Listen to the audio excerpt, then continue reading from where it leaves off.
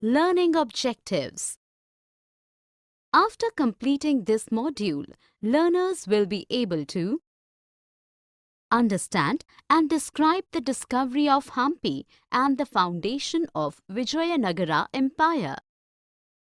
Understand and elaborate on the rise and fall of the Vijayanagara Empire. Understand and describe the relation between the Rayas, Nayakas and the Sultan. Understand and describe the water resources and urban layout of the Vijayanagara city. Understand and describe the roads, fortifications and architecture of temples in Vijayanagara. The discovery of Hampi. The ruins of Hampi were discovered in 1800 by Colonel Colin Mackenzie, an engineer and antiquarian employed with the English East India Company. He prepared the first ever survey map of the site. Much of the information he gathered initially was based on the memories of the priests of the Virupaksha temple and the shrine of Pampa Devi. Rayas, Nayakas and Sultans. Inscriptions and regional chronicles suggest that the Vijayanagara kingdom was founded by two brothers, Harihara and Bukka, in 1336. Within the ever-fluctuating boundaries of the kingdom lived people speaking different languages and following different religions. The Vijayanagara rulers called themselves Rayas.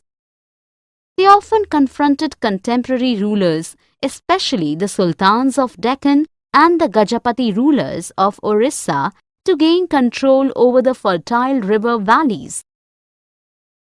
Success in an armed conflict chiefly depended on a powerful cavalry. To establish their trading and military stations, the Portuguese chose to settle on the west coast of India. Kings and traders.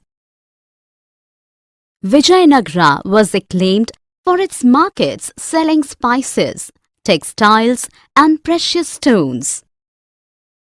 Trade was a yardstick of status in cities inhabited by wealthy population, demanding high-value exotic goods, especially precious stones and jewelry. The apogee and decline of the empire. Sangama, the first dynasty, ruled till 1485.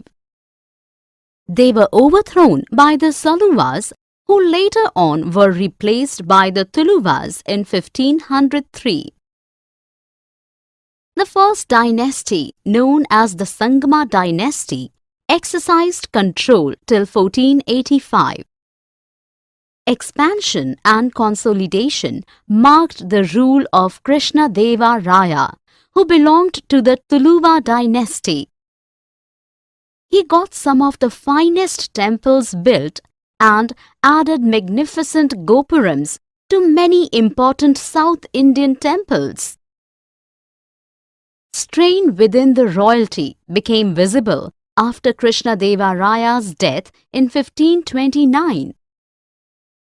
His successors had to face the rebellious Nayakas or military chiefs.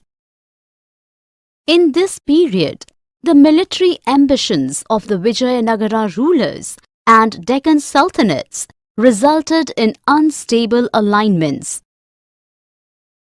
Eventually, the Deccan sultanates forged an alliance against Vijayanagara.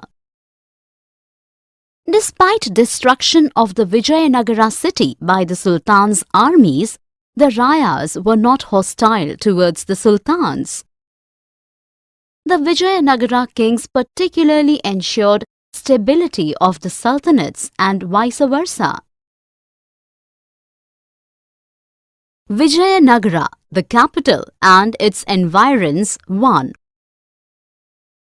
Vijayanagara had a unique physical layout and building style. Water resources.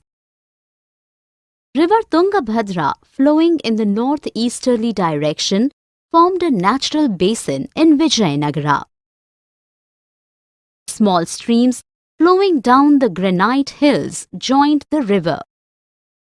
Embankments built along these streams created reservoirs of different sizes. Extensive arrangements to store rainwater were made in the most barren areas of the peninsula. The most important of such tanks, called Kamalapuram tank today, was built in the early years of the 15th century. Hiria Canal is one of the outstanding waterworks in the ruins. The urban core. Archaeologists have come across some evidences of the residences of ordinary people along the road. They also discovered fine Chinese porcelain in some Muslim residential quarters.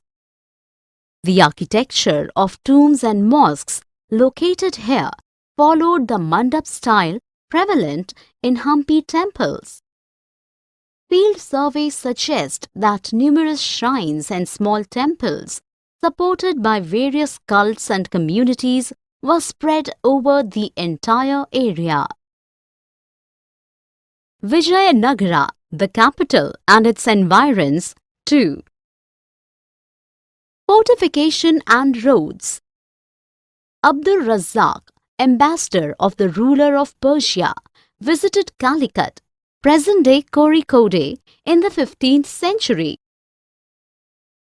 His account of the city is full of praises for the fortifications.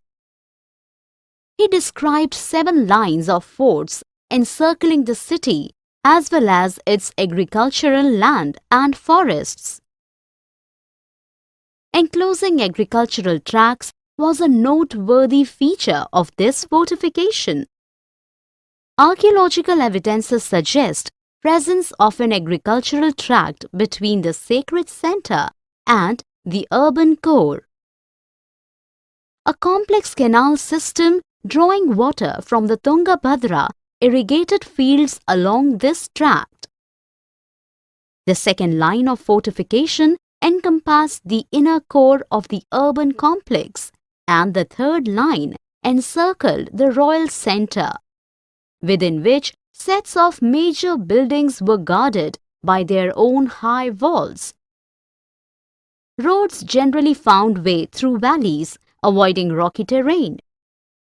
Some of the most important roads stretched out from the temple gateways and had bazaars alongside. Plotting or locating palaces, temples and bazaars in Vijayanagara. After the initial surveys by Colin Mackenzie, the information gathered from travelers' accounts and inscriptions was put together. The site of Vijayanagara was maintained by the Archaeological Survey of India and the Karnataka Department of Archaeology and Museums in the 20th century. Hampi was recognized as a site of national importance in 1976. A massive project was initiated in 1980s for detailed documentation of the material remains of Vijayanagara through extensive and intensive surveys and various recording techniques. Mapping was one of these techniques. At first, the entire area was divided into a set of 25 squares identified by a letter of the alphabet. Next, each of the small squares was subdivided into a set of 7 smaller squares. Lastly, these smaller squares were fragmented into yet smaller units. The exhaustive surveys recovered and documented traces of thousands of structures ranging from tiny shrines and residences to ornate temples. It is worth mentioning that John M. Fritz, George Michel, and M. S. Nagaraja Rao worked assiduously for years at the site to discover significant aspects of Vijayanagara. Summary. Let us summarize what we have learnt. The ruins of Hampi were discovered in 1800 by Colonel Colin Mackenzie, an engineer and antiquarian employed with the English East India Company. Inscriptions and regional chronicles suggest that the Vijayanagara kingdom was founded by two brothers, Harihara and Bukka, in 1336. Sangama, the first dynasty, ruled till 1485. They were overthrown by the Saluvas, who later on were replaced by the Tuluvas in 1503. The Nayakas were powerful military chiefs controlling forts and maintaining armed supporters. Vijayanagara had a unique physical layout and building style. River Tungabhadra, flowing in the northeasterly direction, formed a natural basin in Vijayanagara. The architecture of tombs and mosques located here followed the mandap style prevalent in Hampi temples. Abdur Razzaq, ambassador of the ruler of Persia, visited Calicut, present-day Kozhikode, in the 15th century. His account of the city is full of praises for the fortifications. The royal centre was located in the southwestern part of the settlement and had about 30 building complexes categorized as palaces. The local tradition implies that the sacred centre was situated on the rocky northern end on the bank of river Tungabhadra. The Virupaksha temple was enlarged extensively after the establishment of the Vijayanagara Empire.